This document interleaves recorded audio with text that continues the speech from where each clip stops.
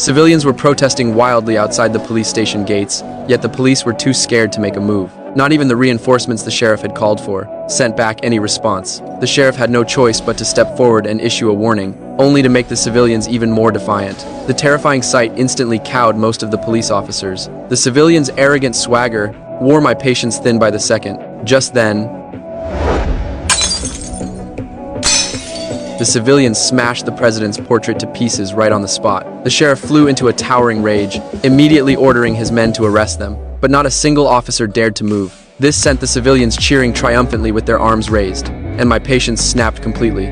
They needed to be taught a lesson. I leaped out of the police station in an instant, launching an all-out assault on the civilians. The sheriff stared on in stunned silence. I fought my way forward relentlessly, keeping the civilians from getting within arm's reach. For all my ferocity, I was no match for their overwhelming numbers. Faced with the mob surging toward me, all I could do was press onward.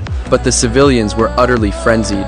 Even as I swung my wooden stick to fend them off, I took a punch to the face by accident. The guy in the red cap was over the moon with glee. Caught in the throng of people, I was quickly overwhelmed. A civilian even took the chance to land a heavy blow on me. Seizing the moment, the mob closed in and surrounded me tightly, trying to trap me there for good. Luckily, I spotted a weak point in their encirclement. With the stick in hand, I broke free in the blink of an eye. But before I could regain my momentum, the civilians' attacks came thick and fast once more. They even grabbed hold of my legs and refused to let go. This couldn't go on. I had to break out as soon as possible. My reckless, fearless rampage scared the red-capped guy half to death. He turned tail and ran. Watching him dart into a dead end, I summoned all my strength and wrenched myself free. But he was too far away to chase down head-on. Fortunately, I found a way. Now I just had to stick to the plan, and I'd catch that red-capped guy for sure. Without a second thought, I scrambled up the watchtower. But the civilians were hot on my heels. I had to act fast, but the watchtower was shoddily built, and I soon found myself trapped in the mob's encirclement again.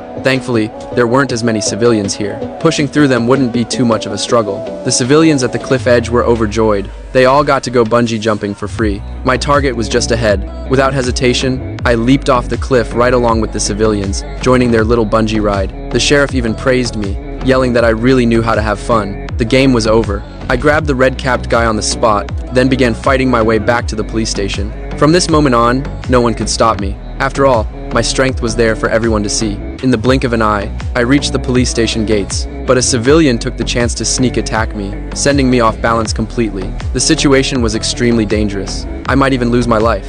But I always found a way out. The torches they had lit were the key to turning the tables. In an instant, the tide turned. As the station gates swung open, the red-capped guy's fate was sealed. I made it back to the police station safely. My heroic feat left everyone present in shock. The red-capped guy was scared out of his wits.